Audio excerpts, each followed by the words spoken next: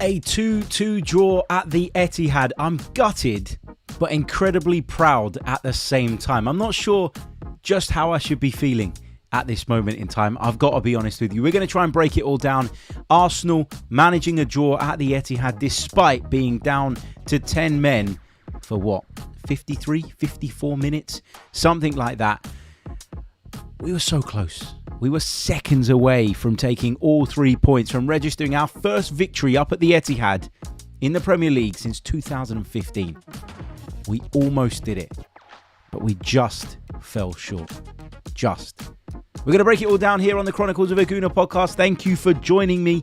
I really, really appreciate the support and appreciate you guys giving up your Sunday nights. If you're watching this back later or listening to us in podcast format in the morning, good morning to you, good afternoon to you, depending on when you're taking this in. Let's try and get through this together. Let's try and break this down together. Guys, how are we doing? Welcome back to the Chronicles of a Gooner podcast. Hope everybody is good. Hope everybody's had a bearable day. I was going to say a good day, but it's never really a good day, is it, when you got to go through that kind of stress for the best part of, 100 minutes? It was tough at times, but I come away from it feeling a combination, a mixture of two feelings, which is kind of weird. I feel gutted. I felt like somebody, when that ball hit the back of the net from Stones' effort, I felt like somebody had punched me in the stomach. It was a sickener. It was an absolute sickener. But then at the same time, I'm incredibly proud that despite what happened, and we'll talk about it at the end of the first half, of course, in great detail, we showed resilience, we showed fight, we showed a humbleness, that said that, yep, okay, we like to play a lot of football, we like to be the ones in possession, we like to be the ones controlling. But we recognize that in this environment, in this situation, we're going to have to do something different. The fact that everybody grouped together and fought together until the very, very end. And unfortunately, we were just desperately unlucky with a ricochet and the way the ball kind of ended up in the end. It wasn't to be in terms of taking all 3 points, but we got right under Manchester City's skin. You could tell that by their reaction at the end of the game. You could tell that frustrations were boiling over for them. And, you got to apply the context to this game as well, which I've been talking about all week. And I talked about it a lot in the preview show. And I know not everybody agreed, judging by the comments. But the context was that we went to Spurs last weekend. We went to Atalanta on Thursday, whilst Manchester City played at home on the Wednesday. And then we travel there and we have to survive 53, 54, 55 minutes, whatever it was in the end, with 10 men. When you think about where Arsenal are at so far this season, you look at it now, 2 points behind Manchester City. It is by no means a disaster. You know why? Because we've been to Villa, we've been to Spurs, and we've been to Manchester City. If I told you at the start of the season, when you were looking at the fixtures, that we were going to take 7 points from those 3 games, you'd have been delighted. You'd have been thrilled. And I know I'm talking about the wider context of the game and the lead up to the game and all of that. But then you have to apply the context within the game. And no matter how frustrating I found the decision to send Leandro Trossard off, and as I say, we're going to break down all the key moments in the game. When you get to the last 10, 20 seconds and you're in front and you don't win, it's hard to take. It's really hard to take. Like, when that goal went in, this feeling of deflation came over me. And it actually took me like maybe 20, 30 seconds to realise that that wasn't a winning goal. When Manchester City celebrate an equalising goal like that, then you know that they take us seriously now. And it might not feel good tonight, and it might not ever feel completely right, but a bit like last season where I came away from it saying, a point is a good result, but I was a little bit underwhelmed by the performance. And over time, I started to value what a good point that was. Over the next few weeks, I valued what a really good point that was. And I know people go back to that game and they say, well, that's why Arsenal didn't win the Premier League last season, which is the biggest nonsense narrative out there, by the way. If I had to find the laziest narrative of the 23-24 season, that would have been it. Because we dropped points against many other sides. And we had many more issues over the course of the season than that.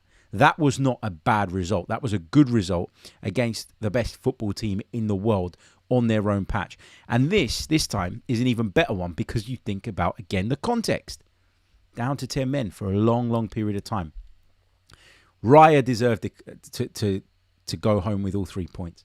Gabriel, Saliba, Calafiori, Timber, Rice, Havertz, Partey. They all did. Every single one of those Arsenal players, to a man, was magnificent today. And I know that there'll be some people in the chat that will want to criticise Leandro Trossard.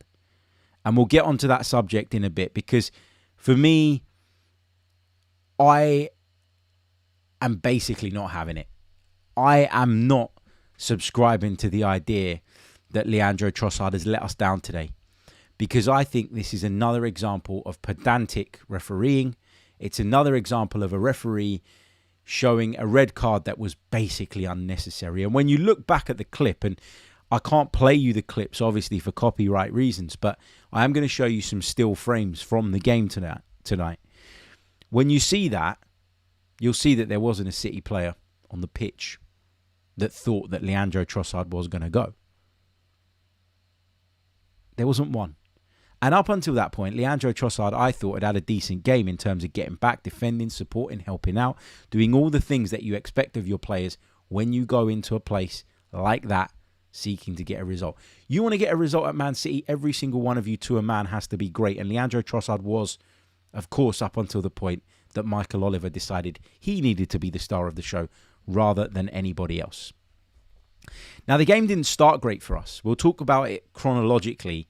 And then I'll come back, get some of your thoughts from the chat, get some questions, etc., etc. If it feels like I'm going on a bit of a rant for a long period of time without checking in on the chat, I apologize. I just don't want to lose my flow because I've got no script or no bullet points or no structure in front of me for this podcast. Because if I'm being completely honest, I was planning to do it an hour later. I was planning to live stream this an hour later after the conclusion of the Milan derby. But I'm so wound up, I'm so fired up, I'm going through social media and I'm reading things that are annoying me.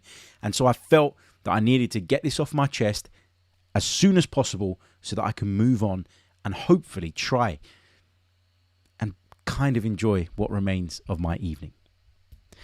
Let's have a look at the opening goal of the game, because I think my initial reaction to that goal was, Gabriel has completely lost Erling Haaland here. This is a problem.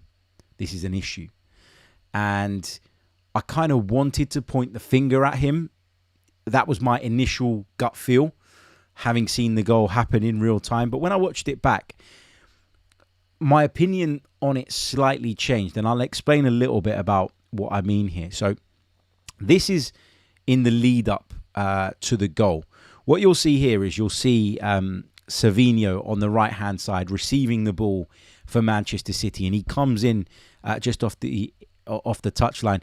And you can see that Riccardo Calafiori has gone right out to the touchline. And he's squeezed really high on Symeou, who obviously beats Calafiori. And I think once Gabriel, who you can see in your picture there to the right-hand side, if you're watching us, if you're listening, don't worry, I'll explain. But once Calafiori steps into Manchester City's half, gets dragged into a slightly wider position than he probably would have liked, I think the alarm bells in Gabriel's head are ringing. I think Gabriel looks at that from afar and thinks, uh-oh. And then you've got Bernardo Silva, who seems to have peeled off of Thomas Partey there, who's going to get involved in the attack as well. And all of a sudden, you can understand why Gabriel feels like he needs to shift slightly further left in order to try and help out here, because he can see a gaping hole developing in front of him down Arsenal's left-hand side. Now, annoyingly, I can't show you the clip, but if I take it on just a little bit, you'll see here that Gabriel has come out to the left, and once Symeou has come completely inside and looks up and sees Erling Haaland's run, Gabriel then has to try and arc his run back around and try and get close to Erling Haaland. By the time he arcs his run around to be able to now see what's inside of him after being sucked into what was going out on the on that left-hand side, he spots Erling Haaland inside of him, and he's reluctant to continue sprinting because he wants to hold that line, and Arsenal want to try and play the offside trap there. Now, unfortunately, that's not how it played out. Haaland's run was timed to perfection, and once Erling Haaland was in, and as far as Gabriel's concerned, he's the wrong side of him, it's only going to end up in the back of the net. And it's a really unorthodox finish from Erling Haaland, because David Raya, I think you can see, is shaping up to deal with a shot back across his goal, but instead Erling Haaland goes with sort of the outside of the boot, and he tries to stick it in that near post, and he does exactly that. And it's a brilliant, brilliant finish from Erling Haaland. There's no doubt about that. So that goal comes from, in my opinion, maybe Riccardo Calafiori just being slightly too aggressive in his press, getting done by Symeou, and then the uncertainty that causes Gabriel, and that split second where he's tempted to go out to that left-hand side before realising, I need to arc my run back around because I've left too big a gap between myself and Saliba. Does he realise that actually Erling Haaland's got in there and there's a problem? So maybe you could point the finger at Gabriel for maybe not holding his ground and being sucked in a little bit, but I would say that Calafiori's action contributes to that goal. I'm not saying that either of them should be pointed at or scapegoated for it, but I think that the pair of them contribute to that goal and the way it all unfolded. Thankfully for us, we didn't stay behind for that long. Arsenal were able to go up the other end and score. Arsenal were able to drag themselves back in the game. And I'm just forwarding on the video so that you can see the screenshots that I want to share with you, because there was obviously some contentious points here as well, at least from Manchester City's point of view, certainly not from mine. So there's a foul that happens in the middle of the park, and Michael Oliver, the referee, calls over the two captains. Bukayo Saka was our captain on the day, and of course Kyle Walker was the Manchester City captain.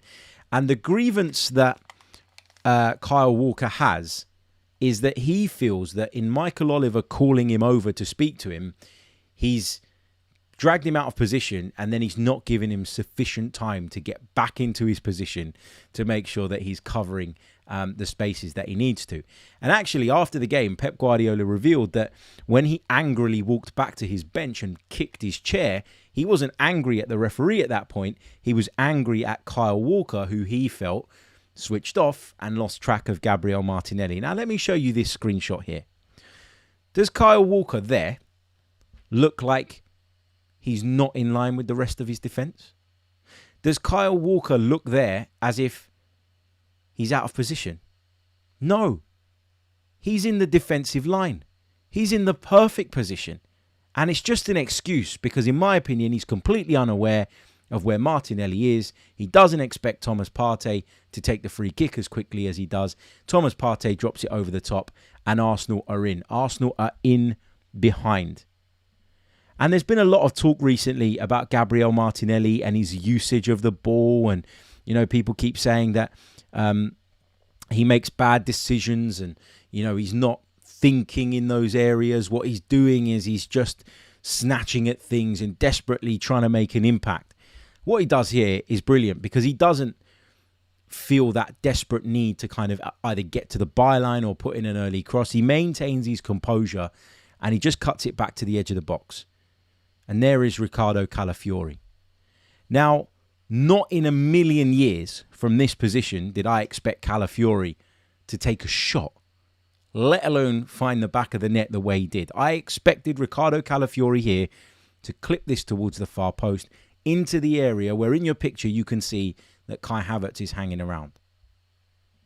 If we take it on a little bit more, it comes to Calafiori, who lets fly, and it goes in off the post and beats Ederson all ends up. It was really strange, though. I don't know if you guys felt this as well, because it felt to me like the way the ball sort of bounced right back out of the goal, like almost instantly, it felt like the ball maybe didn't go in. So I jumped up in celebration, and then I had to go, that's gone in, right? It just took me a few seconds to figure that out. But a stunning, stunning goal from Riccardo Calafiori, who obviously wheeled away in celebration, making his full debut today. What a place to have it. What a first experience of starting in the Premier League away at Manchester City. And he produces a magical moment like that. Just truly wonderful finish from him. It didn't even look possible that he could bend it that way and beat Ederson, but he does. And then, of course, Arsenal start to show what they can do from set pieces. We all know it. Everybody knows it. We see it every week at the moment. And Gabriel was obviously the hero in the North London derby last weekend, which begs the question, why haven't Manchester City put something better in place to try and prevent him from getting on the end of these balls? And before we actually scored, there was a warning sign for Manchester City. Saka took the corner. He dropped it on the far side of the 6-yard box, just within the width of the post. And he put it into an area that Gabriel was always going to attack. Gabriel started at around about the penalty spot, and he was going to run in and he was going to attack it, and he was going to hopefully put it in the back of the net. And the first one, he just got it wrong. He just got underneath the ball and he couldn't keep it down. The beauty of these corners is a couple of things. So we know that Arsenal like to put players at the back post and then bring them across. But what you saw here was Gabriel starting from the penalty spot and then making his way into that area. We talk a lot about the blockers that Arsenal use in these set-piece situations. And you'll see it more so, I think, on the second replay. For the one that actually ended up in the back of the net. We did a really, really good job of not manhandling the keeper or giving the referee an excuse, because he didn't need much excuse, did he, today, to show Arsenal players cards or penalise them or anything like that. But we do a great job of just getting into smart positions. And Manchester City had their warning sign. They didn't learn from it. And, you know, we come back with a very, very similar set piece in terms of the way we set up. It was very similar in terms of the way Man City set up as well. And that's what makes it even funnier, I guess, is that they had that warning sign. But look at this. I'll show you in a second, because obviously I can't show you the replay. Bear with me. I'm just watching Gabriel wheel away in celebration. Watch this here, right? This is the key bit. This is the bit that I want to show you. So if I take you back here. So Gabriel, who you can see just on the edge, approaching the 6-yard box there, he started on the penalty spot. Carl Walker's doing some kind of nonsense, like tapping him on the tummy, on the chest. I don't know exactly what Carl Walker was trying to do there. But Saka delivers the ball into the exact same area. Arsenal don't foul Ederson. Arsenal don't bump into him. But what they do with the combination of a couple of players there, you can see them just in front of him, is they shut the door. They come across and they close it like a sliding door. They just close that space in which Ederson wants to come through. And Gabriel isn't going to miss from there again. He gets up, he gets into the position, and he does a brilliant job of putting it in the back of the net. You can just see it. I think it was Saliba and Martinelli, the two. Here we go. I'll just show it to you again here. So you'll be able to see it much better here from the replay. Can you see Ederson there? And you've got Martinelli to his right. And then you've got William Saliba just standing in front of him. The two of them just come across like that. And they just prevent the goalkeeper from getting up. That allows the players alone to challenge for the ball. And in that situation, Gabriel is always going to come out on top. And he does exactly that. And Arsenal are 2-1 to the good. And we're in dreamland. Brilliant. Happy days. Fantastic leap. Just about squeezes it inside the near post. And then this happens. The most ridiculous thing you will see this weekend. Leandro Trossard is shown a second yellow card for kicking the ball away. Wait for it. Less than half a second. Less than half a second after Michael Oliver has blown his whistle. Leandro Trossard has already started his action of kicking the ball before Michael Oliver blows his whistle. And Michael Oliver could not wait. He could not wait to reach for his pocket, show the second yellow card, and send Leandro Trossard off. Now, there will be Arsenal fans out there that will say, it's stupid. We should have learnt from what happened to Declan Rice. We shouldn't be making these mistakes over and over and over again. Leandro Trossard is to blame. I completely disagree with that. Now, if a player of ours makes a bad tackle, if you're sending someone off because he's done something that endangered an opponent, he has to go. If he shows clear dissent, i.e., he goes and barges someone or puts his head in someone's face or does something that just gives you no choice, then send them off. By all means, send them off. But Mikel Arteta said it spot on when he talked after the game. If you start booking players and giving players second yellow cards for things like this, you'll have a sending off in every single game. Because this is a real concern for the wider league. Take Arsenal out of it for a minute. Take Arsenal out of it for a second. If we are going to start giving cards away as if they're ice creams, we're going to end up in a position where the very spirit, the competitive, combative nature of our sport, and it's, that and the technical brilliance combined that make this the best sport in the world. If you take that bit of needle out and you make it so robotic and you become so pedantic in the way that you officiate games, you are going to kill this sport. Now, I could do a whole nother podcast on the things that are, in my opinion, contributing to the slow but sure death of this sport. This is another example. Because Jeremy Doku kicked the ball away in the first half. And at no point did I think, no, he should be booked. I didn't. At the time, I was fine with it. You know why? Because I'm not a pedantic so-and-so that wants to see the biggest games ruined because of stupid things like that. Doku kicks the ball away. People keep dressing it up as, oh yeah, he was just kicking the ball back to where the free kick should have been taken from. You don't know that. And he kicked it away from all of the Arsenal players, by the way. Watch that back. Doesn't kick it to one of them to take it from the correct position. He kicks it into a totally different area. So I wasn't sitting there at that point calling for him to be sent off. And the reason I wasn't calling for him to be sent off is because I don't want to see players walking for this full stop, whether they wear Arsenal shirts, Tottenham shirts, Manchester United shirts, Chelsea shirts, Manchester City shirts. I am not interested in this path that our referees are going down these days. And they do this every year, right? Every year the PGMOL come up with another silly way of impacting our game negatively. Do you remember that season where they were really big on people pushing and shoving in the box from corners and set pieces? And we started the season and they were just giving penalty after penalty after penalty. And after 2-3 months, they realised, you know what, this is a bit silly. This is getting out of hand. I guarantee you this is going to happen with this as well. I guarantee you in 3 or 4 months' time, the volume of yellow cards being dished out for this type of incident will reduce dramatically because the uproar around it is going to be too big for them to ignore. You can't keep spoiling games like this. The very best referees in the business would have gone over and had a word. Leandro, that's your last one. Leandro, did you hear the whistle? And obviously he's going to say no. And you probably get an idea from his eyes if he did or he didn't. And if you think he's lying to you, then he's walking a tightrope for the rest of the game. That's what the best referees do. They go and have a word. They go and try and figure out what may or may not have happened. Is he trying it on? Is he trying his luck?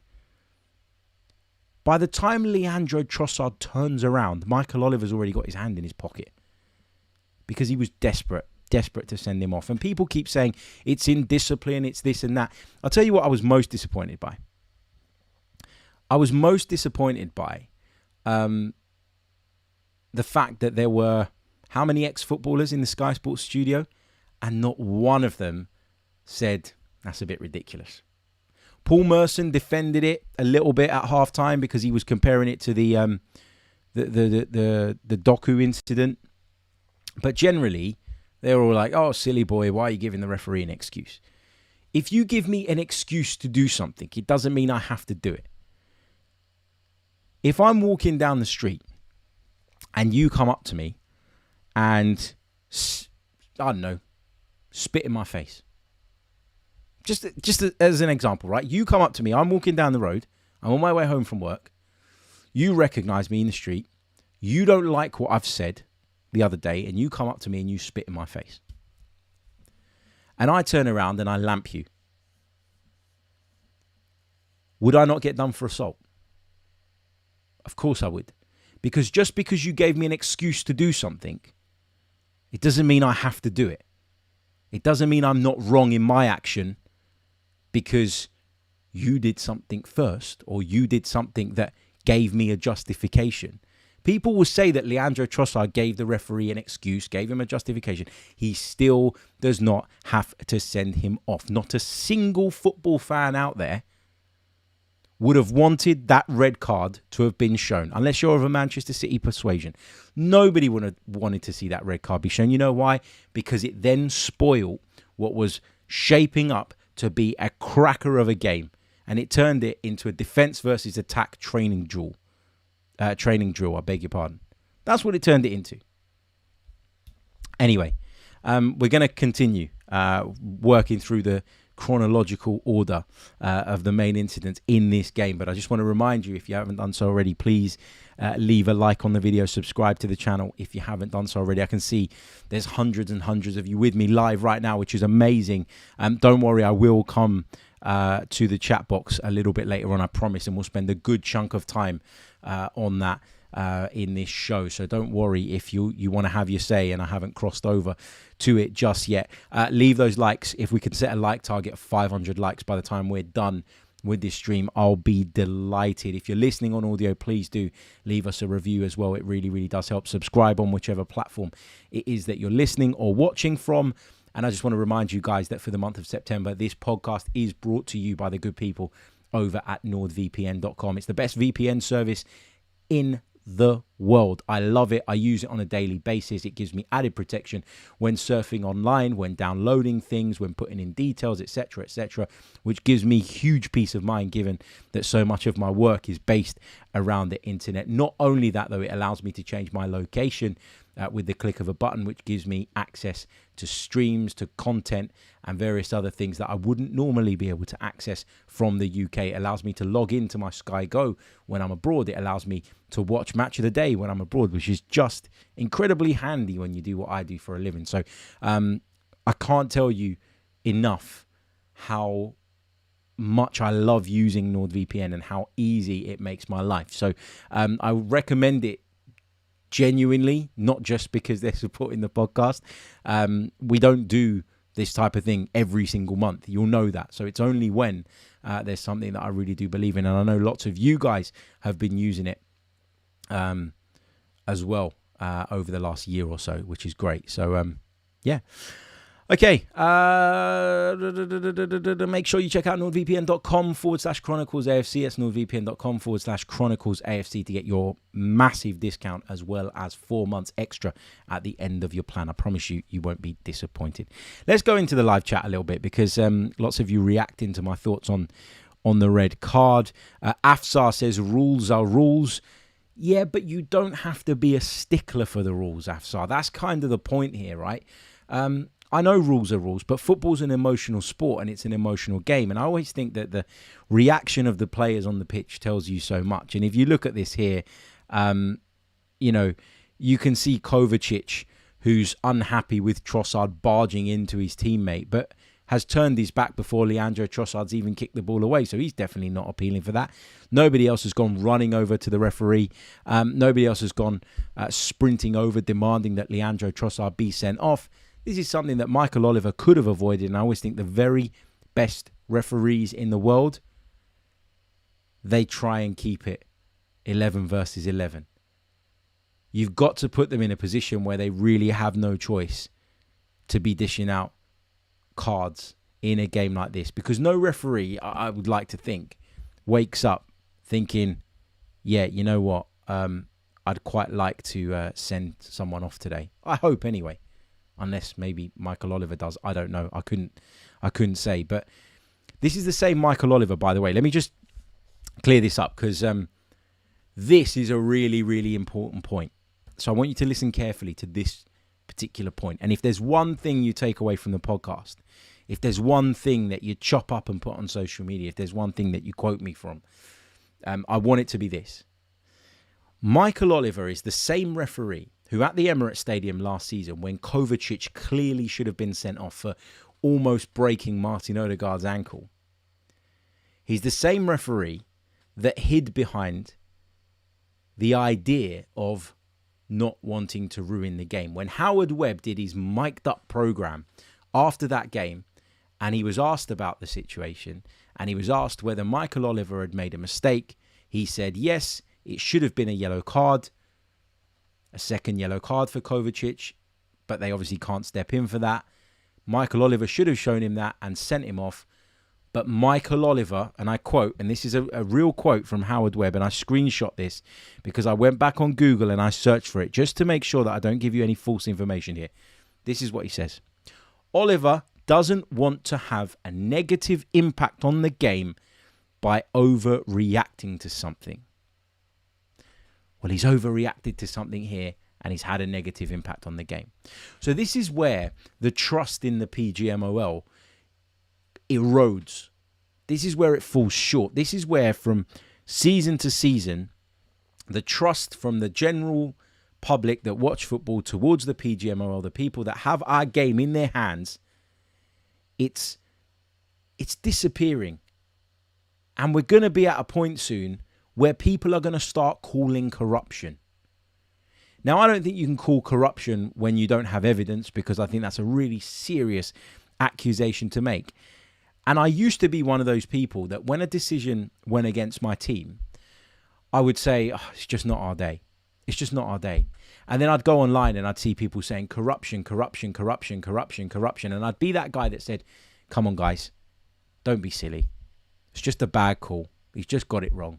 I don't believe that anybody goes out to try and, decide a football match in that way. I don't believe that we have corruption in the Premier League. I don't want to believe that we have that in the Premier League. And again, to be clear, I'm not saying that there is. But what I am saying is that it's becoming harder and harder and harder to shut that argument down from people when you see nonsense like this happen on a weekly basis. It's happened to us twice in 3 games. And you can say that Arsenal should have learnt from the first one. No one else has been sent off for that. It's unprecedented, that red card that Declan Rice got. And so the second one that comes along is us as well. When players kick the ball away all the time, when players show ill discipline all the time, we've got a rule in place, haven't we, that says that only the captain can go and approach a referee to talk to him. Players approach the referee all the time, and they don't apply that law on every single occasion. And do you know why? Because they have to use a bit of common sense, because if they did, we'd be playing 6 versus 6 every week. But in this instance, when it comes to delaying the restart, Arsenal players seem to get a much rougher ride than everybody else. Anyway, let's move on from the referee, because the more I talk about that whole incident and that whole situation, the more my blood boils. It really, really frustrates me and winds me up. In terms of the second half, it was really a case of Arsenal's backs against the wall. David Raya made some great stops, came out and caught crosses, and did a really, really good job, I thought, of just taking the pressure off of his defence. The defence was outstanding. I thought Timber was excellent. I thought White was great when he came on, and you got to consider that Ben White had a knee injury going into this game, which was why I think he didn't start. Saliba and Gabriel were immense. At left back, Calafiori did a great job for most of the game, and when Kivior came on, he took over and did fantastically well as well. I thought Thomas Partey was great. He picked up a yellow card quite early on in the game, and I was worried. I say quite early on. I think it was not long before half-time. But I was quite worried about how he was going to manage that situation, and he managed it really, really well. Havertz put in an incredible shift. Declan Rice too.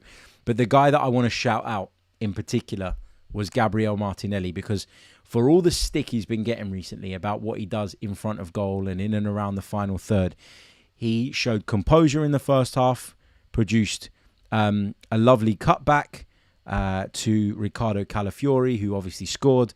But defensively, he was immense, and he played most of that second half as a makeshift left back. If you have a look at this picture, this kind of sums up Arsenal's shape throughout that second period. It was Timber at right back. It was White, Saliba, and Gabriel across the centre of the defence. You had Kivior tucking in alongside them when he came on. Martinelli was then playing more like the left back. When Calafiori was on, Martinelli was even stepping inside at points. And then you had, you had the rest of the team, didn't you, in front. Look, in that shot, you've got 1, 2, 3, 4, 5, 6, 7, 8, 9, plus the goalkeeper 10. Everyone in that shot. Everyone back. Everybody defended. It's really, really, really good stuff from Arsenal. And we were desperately, desperately unlucky in the end to concede the goal that we did. If we take it on to that goal, I'll kind of explain why I think we were so unlucky. I mean, when you have a team like Manchester City knocking on your door like that constantly, and I think it was something like 30 shots that they had on goal in the second half. But when you have a look at how this pans out, it's a shot from the edge of the box, just inside the box. I think it was Kovacic's effort. And let me just take that on a little bit so I can show you. And it takes a massive ricochet off of the defender and it just falls into the path of John Stones. And if it falls, a yard to the right or a yard to the left, Arsenal probably deal with it. So it's just really, really unlucky in the end. And as I said at the start of the show, like when you hold on for that long to then not manage it is incredibly frustrating and something that's really, really difficult to take. I was so impressed with David Raya today, though, as well. There's been a lot of discussion about him, hasn't there, over the last year or so. And, he's really stepped up. He's taken on that role. He's made it his own and he's bringing so much to the table at the moment. I'm incredibly proud of him. In terms of sort of tactical analysis in that second period, there isn't really a great deal. The first half was as I expected. Arsenal was sitting quite deep, but obviously we're looking to use Saka and Martinelli as those outlets. Kai Havertz was playing more like the centre forward today in terms of being the one that we were trying to hit early, whereas against Spurs at times I felt like Trossard was the one that was playing further forward. This time we went for something a little bit different and Trossard was working back defensively really, really well prior to that red card, which we won't discuss any further. Was it a surprise that Saka was the one that was sacrificed when we went down to 10 men? I don't know. Because when I initially heard it was him, I was a bit like, what? You're taking off like one of your best players? Like, why would you do that? But then the more I thought about it, it obviously had to be one of the wide guys. It had to be. And Martinelli defensively is just so sound. He just works so incredibly hard. And seems to have this really good spatial awareness, even when he's in defensive areas. Maybe more so than he does when he's in the attacking third. I don't know. But he did a really good job of defending. And I think that the decision to take Saka off and not him and go the way we did, I think was vindicated by the way that we defended as a unit. What I learned today about Arsenal was that we're not going to be rattled. We are not going to be bullied. Not even by the likes of Erling Haaland. It's just not going to happen. Miles Lewis-Skelly getting in to them from the touchline, telling David Raya, I think, to stay down is what he got booked for. Ridiculous. Apparently, that's a rule now as well. Apparently, that's one of the laws of the game. Comes on, gives it to Erling Haaland. No fear. Love that. This team are together. They're united. They're hard. They're really damn good at football as well. And there's so much to be proud of about this performance. And I promise you, that over the coming days, I think you're going to look at it and think that was a really, really good point. 7 points from Spurs, Villa and Manchester City is a really, really good return. To have come through that run of games with the injury problems that we've had, with the grueling schedule that we've had over the last weekend, still only be 2 points behind Man City, with them having to come to the Emirates, I think is really, really something that you should be not jumping up and down about, but something that you should be content with at least. And not something you should be stressed about or worried about or concerned about. I'm going to come over to your questions now. Let's spend the last, however long, 15 minutes or so, taking you guys' points and questions and thoughts from the chat. I realise I haven't done a lot of that tonight. So I'd really, really love to kind of get stuck into your thoughts.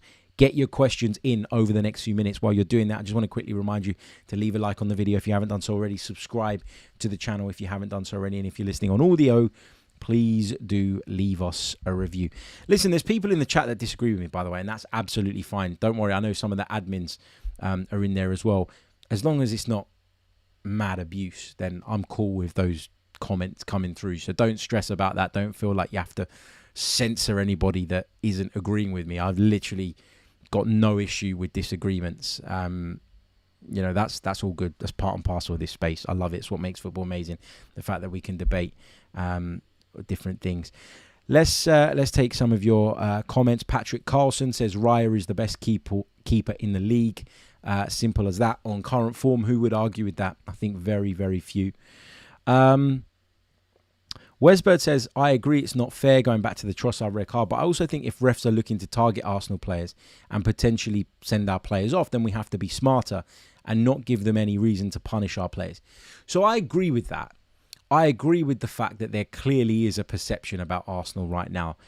When the media's coverage of us constantly highlights our housery, if you like, then referees are going to look harder for it when refereeing us than maybe others. I think Mikel Arteta's side from the day he took over have had a reputation of getting a lot of red cards. Michael Oliver's sent 7 Arsenal players off in his time. That's more than he sent off from any other club, by the way. So, there is that reputation, and maybe that's something that we've got to take steps to manage. But how do you manage that stuff? Like, how do you think about that whilst not losing the competitive edge that you need to win these big games? I think it's a really, really difficult balance to find. And the reason that Mikel Arteta and Arsenal fans out there would argue that it's unfair is because I don't think you can find that balance. And I don't think you should have to find that balance when you are being refereed differently to other teams. So let me be clear. I'm not saying that you can't find that balance. I worded that wrong. Of course you can find that balance. You have to, because otherwise we're going to have this every bloody week. But it's really frustrating that your balance is going to have to be found from a different starting point to everybody else's, and that the threshold for you is different to everybody else's. It's a disadvantage. And we have got this reputation. And a lot of the time, we've been really, really hard done by. If Leandro Trossard flew in 2-footed and fly kicked someone, or made another late tackle, or grabbed the hold of the shirt, like, I had no issue. Some people were saying at halftime that Trossard's first yellow card was really, really harsh. Not for me. He pulls the shirt. It's a yellow card. Done. No issue. No drama. All I've ever wanted is consistency. And I've always said to you guys, those of you that are long-term listeners will know that I've said this for a while, I don't expect consistency across different games with different referees, with different players involved in different contexts. But to not get consistency within the same 90 minutes is a shambles. That's the minimum that we should be striving to achieve. And we're not even getting that. Let's see what else we have got in the live chat box. Keep them coming. Keep them coming. Stan the man highlighting Haaland throwing the ball at Gabriel's head and running away. I mean, that just shows you, doesn't it, that Haaland was rattled by Gabriel and Saliba. I know Haaland scored and got his 100th goal, and we all know that he's a brilliant striker, and when he went through on goal, I don't think anybody doubted for a second that he was going to find the back of the net. But these are two centre-halves that do have his number, because outside of that, he did nothing. He contributed nothing. The minute we closed the door on that central area, he didn't have anything to offer in the remainder of the game. Alistair Ben makes a good point. He says, I was impressed with all the subs today, especially Jesus. I thought Jesus was brilliant when he came on. And I looked at that bench at the time, and we knew that Martinelli was coming towards the end of his game. He'd run out of gas. We all kind of could see that, I think, from a mile off. And I remember saying at the time, we need to take him off. We need to make a change. And I remember sort of having a debate with someone I was watching it with who said, we need to bring Raheem Sterling on. And I said, no. The only attacker that we have on the bench who I'm confident can give us what we need defensively right now is Gabby Jesus. And I thought he came on and showed that. Van of Duty says, why is Oliver allowed to officiate City games when he took payment and refereed games paid for by the City owner? If I speak, I'm in big trouble, so I'm going to dodge that one, but I wanted to read the question out. What else have we got? Franklin, also impressed by Jesus. He says he came in like a beast. We got this, hoping for some fortress mentality from the fan base. Some sweet songs about refs would make me happy, even though probably not in our best interests. Well, we'll see. We'll see how that all pans out over the next few months. I for a second think that we're going to get any favoritism as a result of them maybe thinking that they've done something wrong. Absolutely not. Absolutely not. Because this is the problem, right? Because it's all become so robotic. We're in a place now where if they can attach a decision to a law somehow, even if the line from the decision to the law is not a straight one, even if they have to squiggle the line around to get there, they'll do it now. They'll do it because the PGMOL are desperately trying to defend themselves. The problem is that there's so much previous evidence of incompetence that nobody has trust and faith in them anymore. And personally, I think the PGMOL should be disbanded. It was good at a time, but it isn't anymore. And I think that we should find another way of managing our referees, a way whereby there is accountability for bad decisions. There is, and look, people will say it's not a bad decision because to the letter of the law, he should have been sent off. I just don't think, and I don't believe that the very best referees in the business should be sending players off for that. Whether it says it in the law or not, I believe that the very, very best referees. Would Pierluigi Collina have done that? Would Clement Turpin have done that? No, they wouldn't. They'd have gone over and had a word. And they'd have managed the situation and managed the game. Anyway. Thomas and Friends has pretty much, or Frankie, whatever his name is, has pretty much disagreed with everything I've said tonight. No problem at all. But he says, you have to be aggressive, but keep your discipline and not abuse the refs to keep them on side. But you've got players doing the exact same thing, just wearing a different colour shirt and not being pulled up for it. So you have every right as an Arsenal fan or Arsenal player or Arsenal manager to feel aggrieved by that. And maybe we should stop talking about that now. Maybe we should focus on the defensive solidity. Maybe we should focus on how much we fought and battled and the fact that half the team went down with cramp at the end because they'd put so much in and after a really grueling week. I mean, think about Jurrien Timber, for example, right? He hadn't started a game. He started at Spurs. And then obviously there was the Atalanta game and then this. And, you know, he's really stepped up and come back into it. Riccardo Calafiori, first start of the season away at Manchester City and scores that unbelievable goal as well. Just there's so much to be proud of from this performance. I just feel like the cloud of the Trossard sending off is hanging over me right now. And what I need that to blow over so that the sunshine can come and then I can look at it a bit differently. There was obviously some frustration among the Manchester City players and fans after the game. They felt like we were time wasting, which Opta have proven, by the way, was a complete and utter nonsense. Now, this came from Sky Sports. They asked Opta to confirm how long the ball was in play in that second half, because even Gary Neville on commentary was telling everybody that we were housing our way through the latter stages of that game. Opta confirmed that the ball was in play for 35 minutes in that second half, more than any other half in the Premier League this season. Time wasting? Nah. If they added on 7 minutes and they ended up playing like 10 and the ball was in play for 35 minutes, that's about right. Some Arsenal fans are out there saying, why did he play so long? If he didn't, we wouldn't have conceded. I didn't have an issue with the time added on. I think that was right. And obviously the Opta thing kind of proves that it was right. The difference is that in other games, you don't get all the time that the ball wasn't in play added on. But I've always said that the clock should stop, that halves should be half an hour, but that the clock should stop every time the ball goes dead. I really do believe that. And so I'd be a hypocrite now if I was moaning about the added time, given that the maths works out in terms of how long was added. So I'm okay with that. FPL Broker says, do you think that making such a big deal of the Rice red card contributed to Oliver feeling like he had no choice but to make the same decision for consistency's sake? Maybe there's some of that there. But I also go back to the point that I made earlier where I just don't think that anybody would have been up in arms had the referee just decided to keep it 11 versus 11. But what I can guarantee you is that everybody would have enjoyed the game a whole lot more. and the game would have been far more competitive and interesting. And ultimately, yes, football is a sport, but it's turned into an entertainment too. And I think what we've got to be really, really careful of is that in our pursuit of trying to follow the rules to the letter of the law every time, we don't take away what is brilliant about this game, what makes it the biggest sport in the world, and what has so many people gripped by it.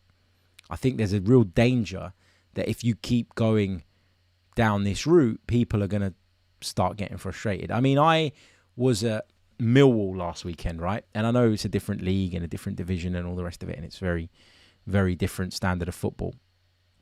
But I remember walking up the stairs into my commentary position and speaking to a couple of people that worked for Millwall Football Club, and there was obviously in that game a contentious decision where Ted and Mengi, I think it was, of Luton Town, had made a foul while he was on a yellow card, and the Millwall fans thought that he should have been sent off. And they were up in arms about it. They were furious about it. They really, really wanted to see him shown a red card. They felt that that was the right decision, and they felt that it would have given them an advantage in the game.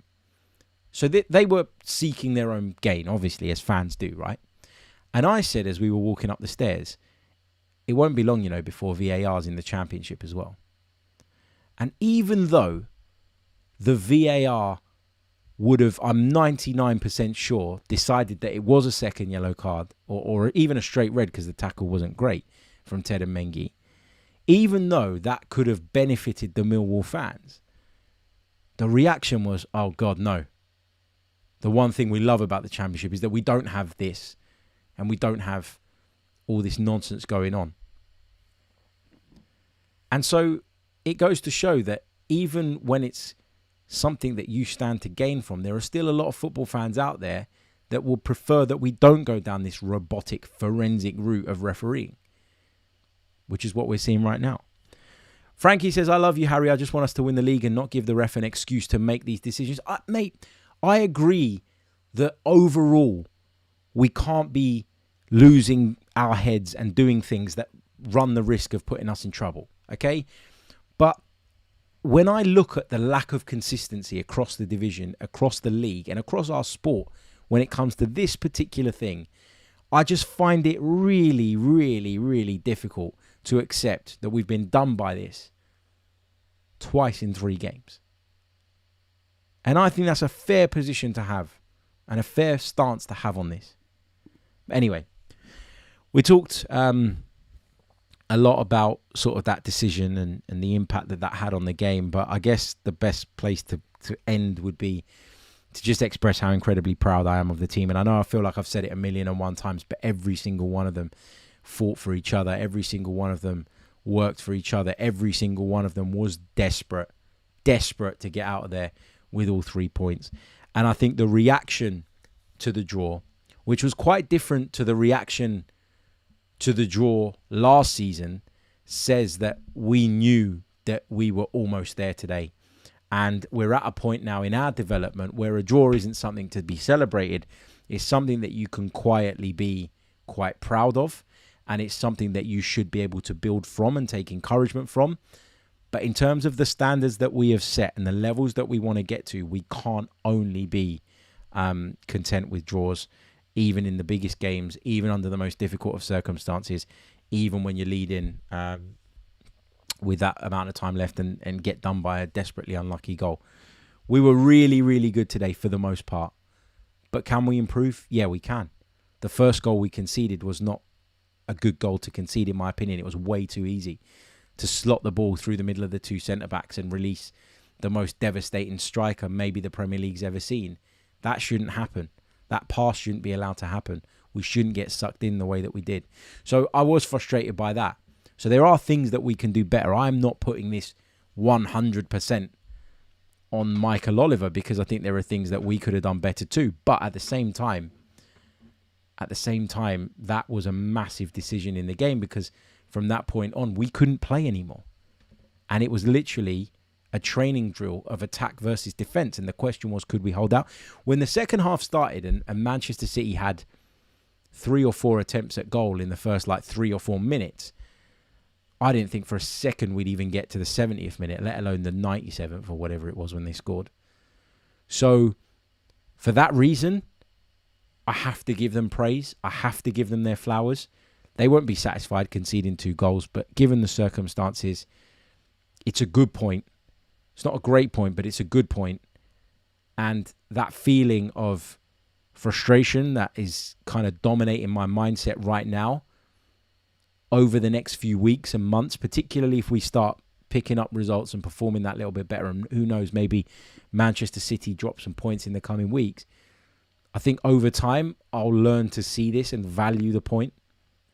A bit like I did the point last season when we went on that incredible run after getting that point there.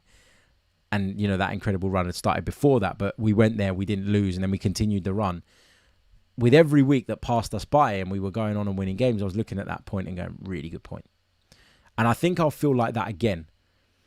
But I just need to let the dust settle. And I feel like I've got a lot off my chest tonight. And so I feel good. And I hope that this helps you as well in your journey to kind of get past what was a disappointment in the end. But yeah, thanks for tuning in. As always, really, really do appreciate it. Remember, let's try and get 500 likes on the board. Someone said there's only 400 watching, so how can you get 500 likes? Well, in total, across the duration of this stream, 2,401 people have tuned in so far. So there's no reason why we shouldn't have those likes. So hit that like button if you haven't done so already. Subscribe to the channel if you haven't done so already. Check out nordvpn.com/chroniclesafc for your mega discount plus 4 months are free at the end of your plan. I promise you. Once you start using NordVPN, you'll never go back. It's so damn good. Thank you all so much. Really appreciate the love and the support and for giving up your Sunday nights to join me. If you're listening on audio, I appreciate you too, whether you're listening on your way into work or on your drive in or drive home or whatever. Thank you so much. It really does mean the world to me. We'll be back tomorrow with another pod. Not sure exactly what the subject will be just yet. I'm going to have a think over the course of what remains of tonight and throughout the day tomorrow, but we'll be back tomorrow evening at some point with another edition. Who knows? I think I might do another Patreon piece as well. Remember, I haven't even mentioned Patreon throughout this entire show. If you are a Patreon of the Chronicles of a Gooner, there's a link in the description to sign up if you haven't done so already.